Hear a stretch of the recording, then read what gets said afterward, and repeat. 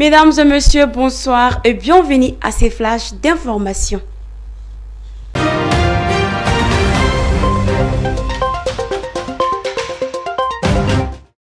Gouvernance, remise solennelle du document final de la Constitution au président de la transition. Les coordinateurs de la mission de finalisation du projet de constitution de la République du Mali, professeur Fousseni Samake, a remis le document final au président de la transition, le colonel Assimi Goïta, chef de l'État. C'était ce lundi 27 février 2023.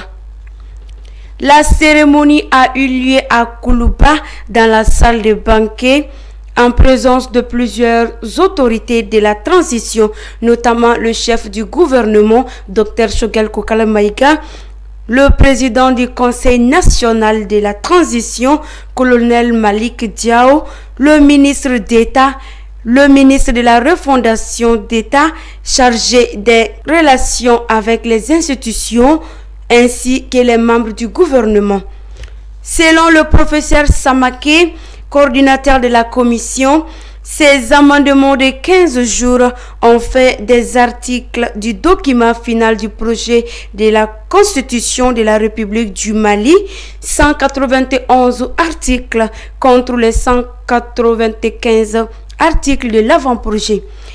Visiblement satisfait de recevoir ces documents finaux prenant en compte les préoccupations et les aspirations profondes de l'ensemble des Maliens, le président de la transition a indiqué que cette cérémonie de remise était l'aboutissement d'un processus de renouveau démocratique.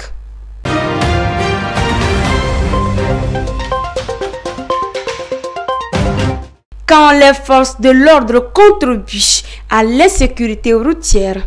Ce lundi 27 février 2023, un conducteur de mototaxi est décédé suite à une poursuite des forces de l'ordre. Selon des sources, cet incident s'est déroulé aux environs de 22 h au niveau du rond-point de l'autogare de Sogoninko. Le conducteur de mototaxi, par peur, aurait pris le sens interdit en allant vers Faladje suite à la poursuite d'un policier. Le conducteur, dans son allure, aurait heurté un autre conducteur de Jakarta, une action qui lui a ôté la vie. L'événement a suscité le mécontentement des habitants de la zone qui auraient incendié le véhicule de patrouille et saccagé leur poste.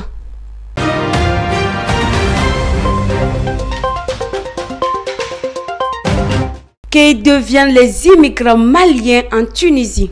Suite à la situation épouvantable et émaillée des maltraitances que subissent les immigrants africains, notamment les Maliens en Tunisie, depuis un certain moment, le ministre des Maliens établis à l'extérieur et de l'intégration africaine a informé que le gouvernement de la transition suivait avec une grande attention l'évolution de cette situation et que les dispositions sont déjà mises en place pour renforcer la protection et l'assistance aux immigrants en collaboration avec l'ambassade du Mali à Tunis et l'Organisation internationale pour les migrations. Pour rappel, le président tunisien Kais Saied a émis des propos traitant les immigrants africains d'être à la base des situations épouvantables que vivent les Tunisiens. Toujours est-il que le gouvernement malien lance un appel aux immigrants maliens à la prudence et vigilance. Mesdames et messieurs, fidèles abonnés de Dunia Kibaro TV, c'est tout pour ces flashs d'information. Merci pour votre fidélité. Excellente soirée à tous et à toutes.